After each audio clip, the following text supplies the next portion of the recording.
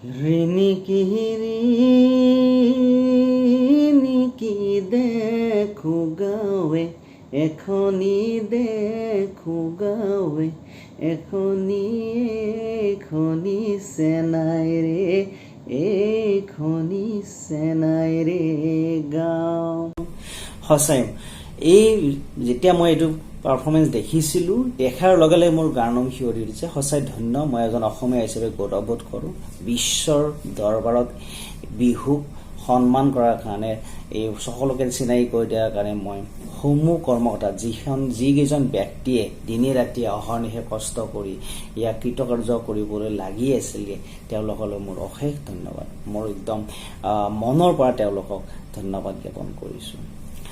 আৰু চৰকাৰকো বিশেষকৈ ধন্যবাদ জ্ঞাপন, তেওঁলোকৰ ভাল কামৰ কাৰণে তেওঁলোকে যিটো কৰিলে সঁচাই ভাল লাগিছে। আৰু ভাল লাগিছে যেতিয়া আমি গম পাইছিলোঁ যে তাত কষ্ট কৰা গোটেইখিনি ব্যক্তিৰ কাৰণে চৰকাৰে এটা অনুদান আগবঢ়াইছে। গতিকে সঁচাই বহুত ধন্য, মই বহুত ভাল লাগিছে। এইটো তেওঁলোকৰ প্ৰাপ্য, তেওঁলোকে পাবই লাগিব। তেওঁলোকে কাৰণ বহৰনিশে দিনে ৰাতি অসমৰ হৈ লাগি আছে আৰু সেইটো ছাকচেছ কৰিলে, গতিকে তেওঁলোকে এইটো পাবই লাগিব। এই ক্ষেত্ৰত মই ভাল কাম কৰা বুলি চৰকাৰক কৈছোঁ, কিন্তু গৌৰৱ কৰা নাই। কিয় গৌৰৱ কৰা নাই? এইটো এনেকুৱা নহয় যে তেওঁলোকে পাব নালাগে, তেওঁলোকে প্ৰাপ্য, যে তেওঁলোকে এখন দেশৰ নাগৰিক হৈছে, এইখিনি পাবই লাগিব, কাৰণ এইখিনি পোৱাৰ তেওঁলোকৰ যোগ্যতা আছে।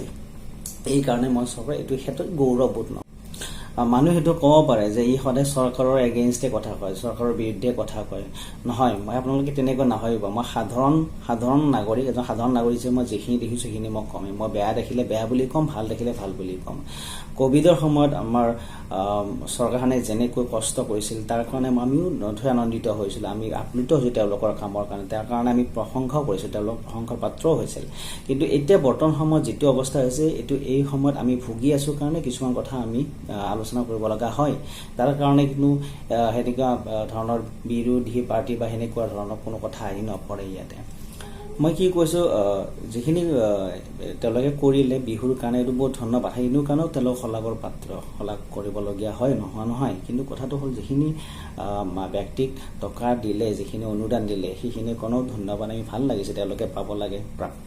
কিন্তু কথাটো হ'ল, তেওঁলোকে সেইখিনি টকা যদি চৰকাৰৰ অনুদানৰ পৰা দিছে, তেতিয়াহ'লে আমাৰ আকৌ ভয় লাগিবলগীয়া কথা হয়তো এনেকুৱাও হ'ব পাৰে, পিছত আকৌ কিবা বস্তুৰ দাম বাঢ়িব নেকি।